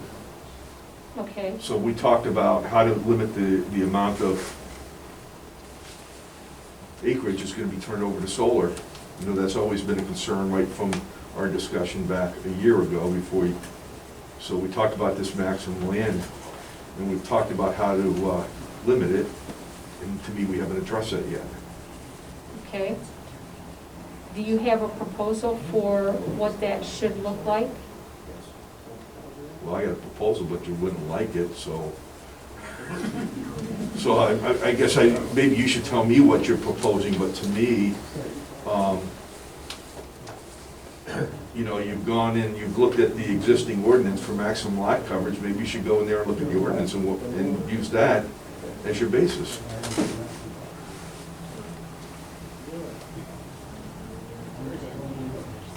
So, you know, you've gone back and you've gone back here to me, and you started editing it again, and your basis, for example, in the noise conversation, you use what was already in the ordinance as your basis, which is fine. So then if you're talking about maximum lot coverage, then if you look at, let's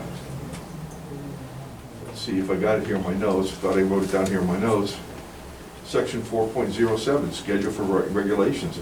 It tells you in there what your maximum coverage is supposed to be for various areas. So, I'm not saying you have to accept that, but like I said, you've gone back here and you've changed the conversation, you've gone in a different direction, but this issue has not been discussed to me, to my satisfaction, that I understand what we're putting in the ordinance.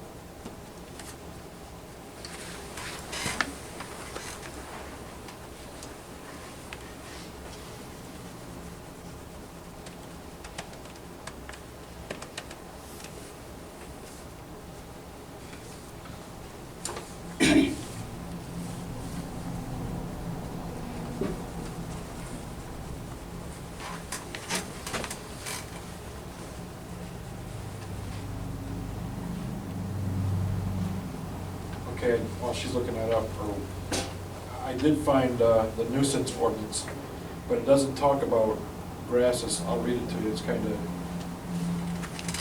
but anyway. An ordinance to preserve the peace, welfare, order, health, and safety of persons and property in the township, and to prescribe a penalty for the violation of the provisions of this ordinance. The Township of Blissfield, Lenawee County, Michigan ordains, Section 1, definitions. The word persons or person as used in this ordinance means a natural person and also includes corporations, partnerships, and associations, and their officers and officials existing under or authorized to exist under the laws of the state of Michigan or of any other state or any foreign country. Number 2, the word nuisance is used in this ordinance, as used in this ordinance, means any act or acts or omission to act on the part of any person which creates or permits the existence of a situation which annoys, injures, or endangers the peace, welfare, order, health, or safety of the public and their persons or property. As defined herein, a nuisance includes, but is not limited to, conditions which render persons insecure in life or in the use and enjoyment of their property, such as effects and emanations from noise, glare, lights, vibration, dust, smoke, odor, gas, steam, fly ash, soot, acids, chemicals, fumes, cinders, worms, insects, rodents, flies, decaying matter, whether such effects and emanations are natural or result from human or mechanical alteration or manipulation of materials. A nuisance also includes residues or leaching from deposits of matter which seep into water on the surface or in the ground, thereby making it unfit or unpalatable for human consumption or for the use by domestic animals. A nuisance includes a condition which is indecent, obnoxious, or offensive to the senses. Penalty. Any person who creates, causes, allows, suffers, or permits the existence of a nuisance shall be guilty of a misdemeanor. Each day that such nuisance is permitted to exist shall constitute a separate misdemeanor. Any person who is convicted of such a misdemeanor shall be punished by a fine not in excess of $500 or by imprisonment in the Illinois County Jail for a period of not to exceed 90 days, or both. Such fine and imprisonment in the discretion of the judge imposing sentence. Number 3, abatement. It is the duty of the person who creates, causes, allows, suffers, or permits the existence of nuisance to abate the same. The term abate or abatement shall include demolition, removal, repair, maintenance, construction, reconstruction, replacement, and reconditioning of structures, appliances, appurtenances, or equipment. And it shall also include removal, transportation, buying, disposal, and treatment of refuse, manure, or other substance or media capable of causing obnoxious odors or of attracting or breeding flies, and the application of chemicals, insecticides, or other substances, or the use of mechanical means to control, eradicate, and eliminate the nuisance conditions, including screen belts and trees and fences. Shall I continue? Okay. Thank you.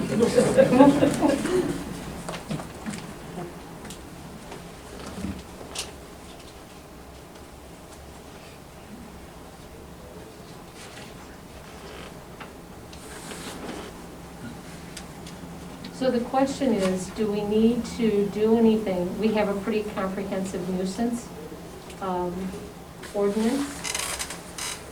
The question, I think, for next time is, do we need to modify it at all? I think we need to Include solar? yeah.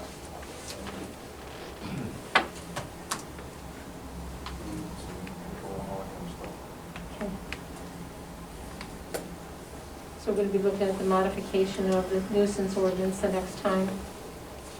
Is that a police power ordinance or a zoning ordinance? Probably from the MPA.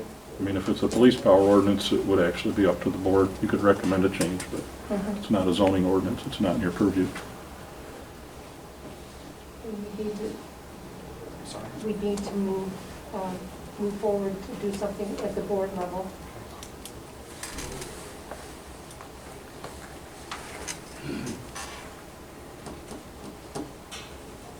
I am still looking at the schedule of regulations. The schedule of regulations actually is not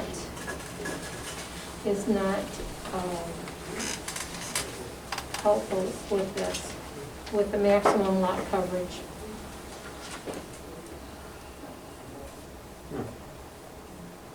What number did you say it was? 'Cause 4.07, the schedule of regulations.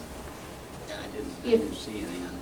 Yeah, it doesn't talk about it does have a section called maximum lot coverage, but that's for houses more, although it does have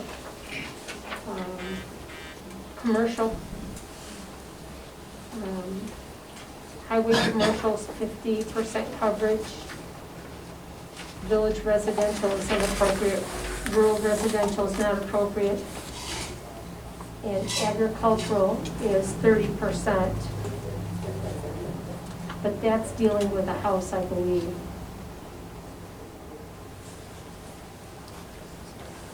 Well, how do you know what it's dealing with? You just made an assumption. I assumed it was all building on that. I'm looking at the table that is Yeah, I'm looking at the in table. 4.15. So I'm looking at it myself. I'm not sure how you came up with that.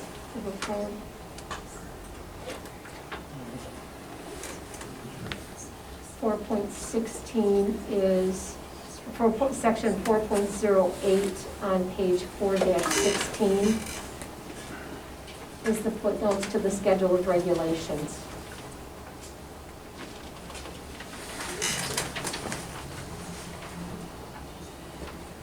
Becky?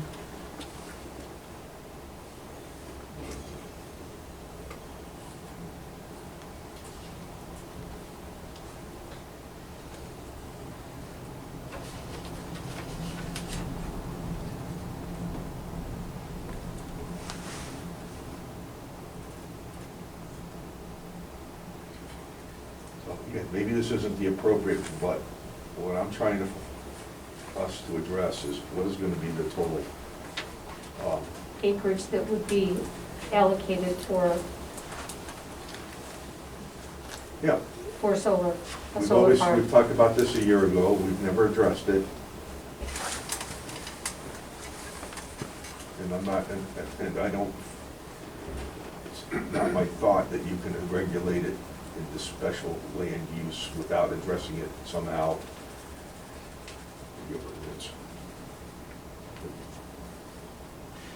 I thought that I thought Phil Shadler mentioned, at least to me, I thought he had brought up sometime in conversation that if we limit solar development to a specific amount of acreage, that could be exclusionary. Well, I guess maybe what we had in the wording made it that way. What I'm suggesting is that we still need to address it, but maybe the wording we used is how we responded to that. Because when we put that in there, we weren't thinking about how it met legal standards. We were putting it as an earmark because we were going from one meeting to the next. And I asked for it to be put in there so that we would go back and address the issue. And we never addressed the issue. It just got removed when the lawyer looked at it. And so it hasn't gotten reviewed. And we all agreed, right then and there, that our intent was not to change the overall landscape of Blissfield. It was to keep this as unlimited, and how are we gonna do that? So I just, we've all agreed to that, right from the beginning. And to me, I still see no words in our He ordinance. said, he specifically mentioned, this was his rationale for this, if I recall correctly. He said, okay, you're gonna limit it to, let's say, 1,200 acres. Okay. Farmer A comes in, is a big landowner, he comes in at 900 acres, okay? That leaves farmer B, C, D, E, and F, all the way to Z, with practically nothing.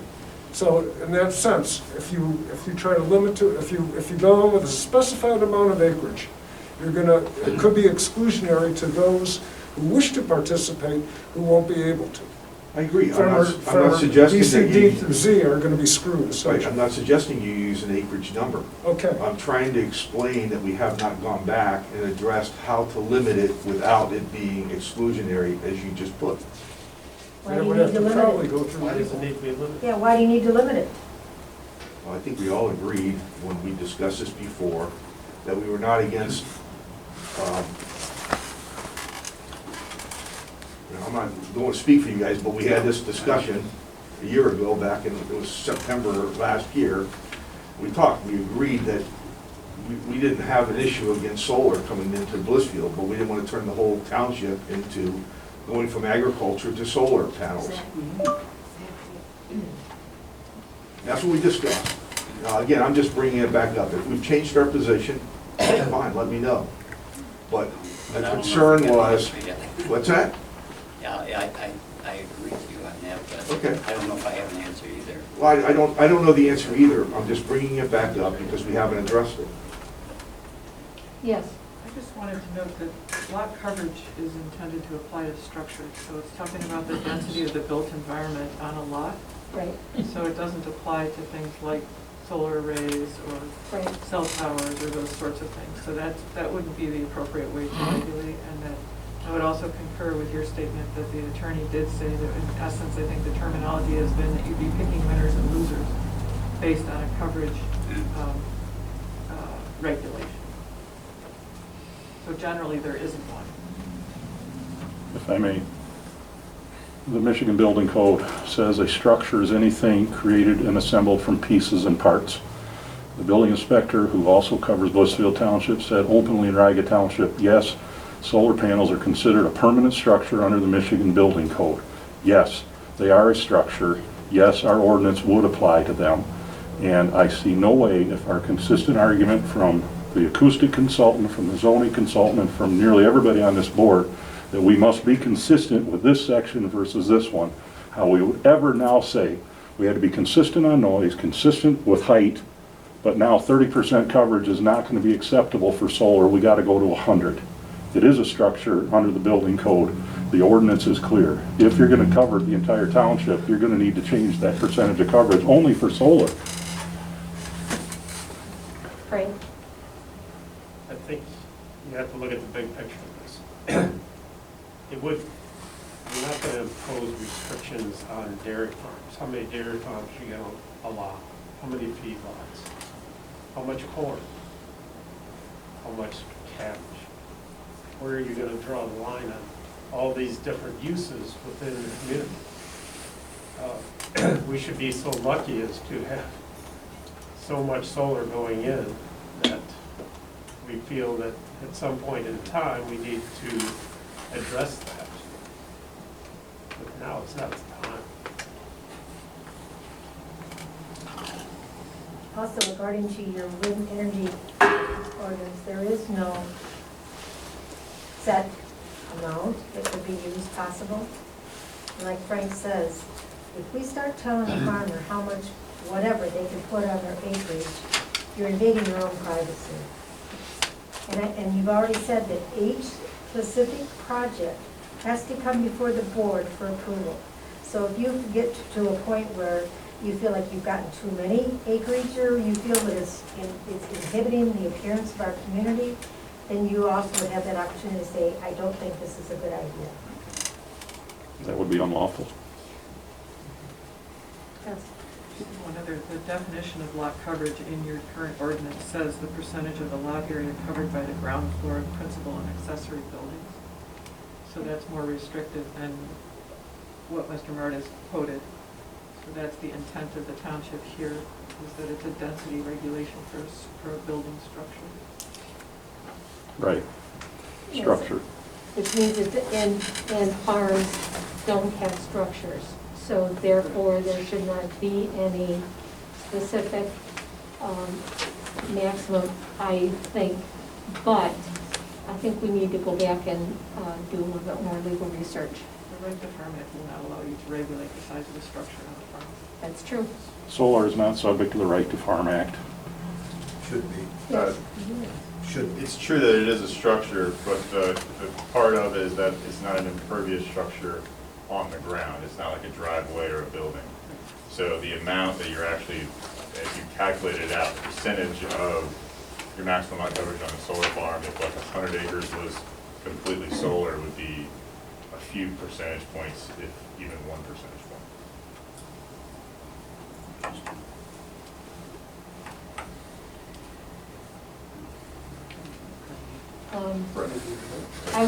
I will talk with Mr. Navarro to get authorization to go back to Mr. Shadler and talk with Mr. Shadler about this issue. I will also call Michigan Township Association and talk with them about this as well, and see, as well as do a little bit of research and see if I'd like to be there part of the are legal. conversations, wouldn't be included in the conversations. Could we have Phil here in the meeting? What? Could Phil be present in the meeting to address this? I'll ask Mr. Navarro to approve that.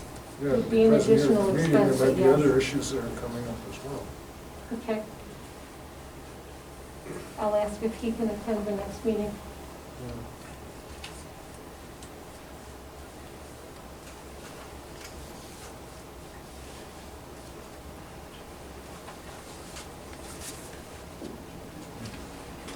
You know that other townships, when they were drafting their ordinances, had their attorney present. Okay. Yes. Doesn't the PA 116 consider that solar energy is agricultural? They have approved it for use on agricultural lands, and they're holding the PA 116 agreements in abeyance during the period that the solar farm is in operation. Right. So it is considered agricultural? No. I think that's just a little stretch. But I would go back, I would need to go back to the PA 116 people. Rich Harlow is retired, now, but go back to PA 116 and look and talk to them about their interpretation of that. Thank you. Yes? I'm looking at the Merriam-Webster Dictionary. Definition of agriculture, the science, art, or practice of cultivating the soil, producing crops, and raising livestock, and in varying degrees of preparation and marketing of the resulting products. That is what Blissfield Township is about. Yeah, they've modified that just a little bit. Yes? I would just like to make a suggestion for an agenda item at an upcoming meeting that, I think I mentioned this at the beginning of the last meeting, where when you went through the setback issue, it was quite quick and there were some numbers that were thrown out. And I think it just wasn't clarified what those numbers mean. And I think the implications of those numbers, depending on where they're applied, they make or break the feasibility of solar on any plot within Blissfield Township. So I would like that to go back on the agenda so we can talk about like, okay, exactly where are those? So we can be more clear and make sure we don't make a mistake and make it completely excluded just because of a setback. So we want to make sure that we protect non-participating residents, and I think that's been clear throughout. And then we also want to make it feasible for the people who want to develop solar on the property. So I just request that that be put on one of the next meetings or the next meeting so that we can talk through that as well. We'll include that in the next meeting because we're looking at wrapping this up. Yeah. Okay? Basically, the next meeting, we're looking at being able to identify exactly what the maximum lot coverage is going to be and how we're going to deal with that issue. We're going to be looking at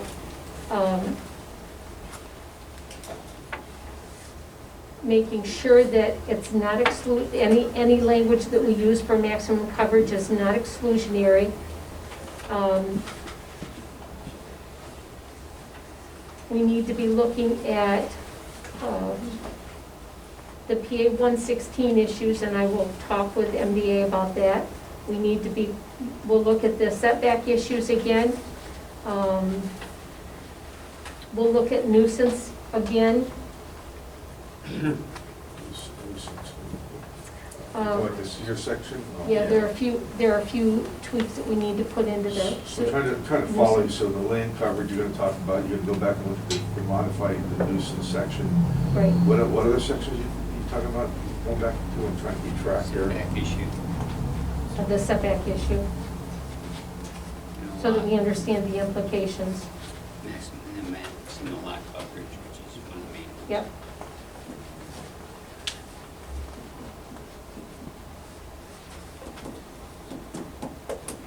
And we'll have Mr. Stapler here at the next meeting. Yes? Are you guys also discussing decommissioning? Yes, we need to look at the decommissioning as well. When we do that, my thought was we could do that when we did the editing.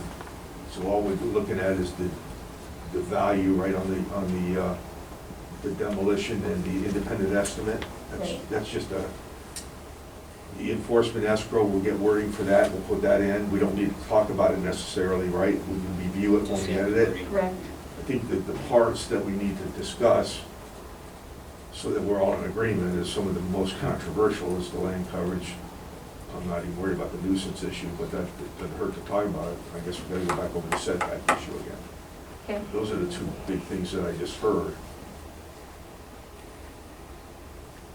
I mean, that's the way I see it. I mean, to me, those other things are just an editing type process to make sure we don't miss something. Okay. And, Frank? I'd like to speak briefly to the limit on lot coverage. As already been pointed out, it's intended primarily to apply to residential. And to try to extend that to agricultural is a very difficult process, to say the least. If a farmer has 1,000 acres and say 75% maximum coverage of solar panels on that property, well, the next farmer over is going to be able to add that much more and that much more, and you're not really limiting it. And the solar panels, the entire solar farm is a relatively temporal thing. It's only going to be there in operation for approximately 30 years, which is most of the leases are based upon. But are we going to limit residential building in the township because we don't want to eat up any more farm ground for residences. And those are much more permanent and dramatically change the character of the land for long periods of time, maybe 100 years plus. So I think we've got to put this in the context of what are we really doing? Where are we trying to go with all this? This is a temporary use. It eventually is going to get replaced, probably with a lot better technology at some point in time. But to limit its use at this time seems foolish. Yes. So Blissfield is an agricultural community. We raise crops and fire community. If we put it all to solar, who's gonna feed us? I mean, literally. We don't have a surplus anymore. We do. Right.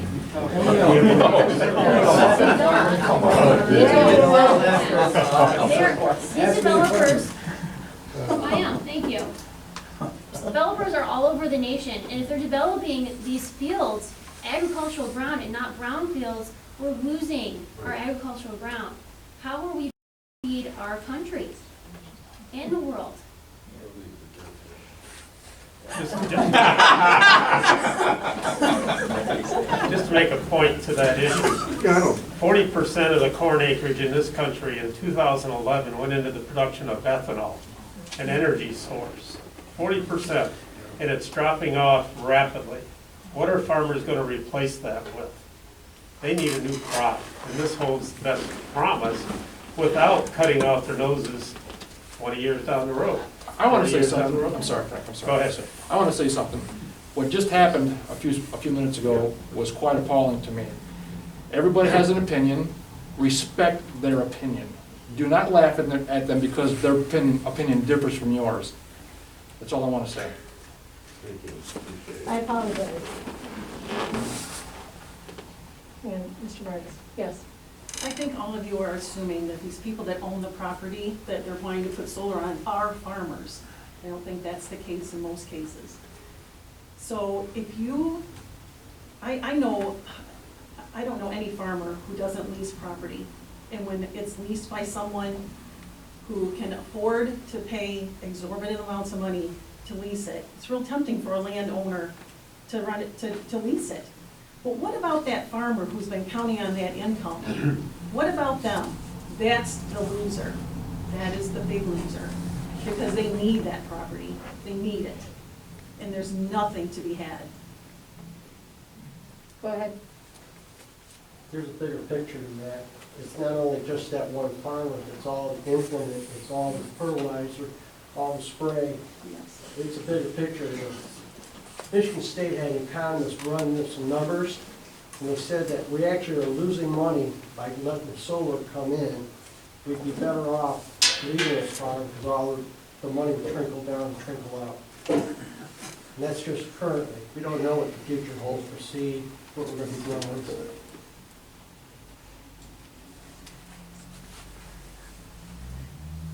There was a question of PA 116 and solar being termed agricultural. On June 3rd, 2019, Governor Whitmer and Michigan Department of Agriculture and Rural Development announced their decision for that enrolled land of PA 116 be used for commercial solar array purposes. And there was a continuation of that paragraph. Mr. Martis. Directly to the PA 116 comment, the first step in the application for a PX 116 conversion to solar says you may find out that your local municipality doesn't permit it on your farm. So it's not a trumping of the local regulations for, you can still control land use. Secondly, the young lady that was mocked farmed 700 acres in Monroe County. The majority of it is leased from other people who are committed to solar. If the solar project goes in, she will lose her farm. It's that simple. Most of her ground is leased from other people. It will not be a farm family anymore. That's what we're talking about here. So to mock her as if she doesn't understand the ag industry is just utterly shameful. One final point. All the folks that don't live outside the village of Blissfield, the only folks that will be able to vote in the upcoming referendum on this ordinance are people who do not live in the village but live outside the village limits. So all the well-meaning people who live in the village and are here supporting this will not have a final say if this goes to the ballot, including me. Obviously, I live in Riga, but I will be here. I'd like to also point out that with the new lines that went through, they have a maximum capacity, and there will be a limit as to how much solar energy they will be able to put into those lines. So there is a cap. We just don't know what it is. Well, that's a good point, Diane, and working in the electrical distribution issue, it might not be the power lines that are the limiting factor, and that can easily be changed. So working in the engineering field, it could be one small component, which is the limiting factor, and that could easily be changed out, and then it could be increased in size. So the point that I struggle with in a lot of this conversation is we're making decisions based upon things that we have no control over. For example, in Macon County, a lot of that land was owned by people that live outside the state and who develop agricultural land into energy for a living. And so when we talk about it being short-term, that's a good possibility. But there's nothing stopping any of these landowners from selling their property to a company that wants to keep it solar. So these things that we say, they're well intended, but you can't build an ordinance off good intentions. And that's the thing I'm struggling with when I listen to some of these conversations. For example, ESA Solar might not be the builder. They're probably gonna sell their site plan. And so everything they say when they tell you about what the design is gonna look like could be thrown out the window. And so when we sit there and talk to ESA like they're gonna be the builder, that's a misconception. And there's examples in the NTA literature that clearly tells you not to do this. But we sit here and we let them talk, and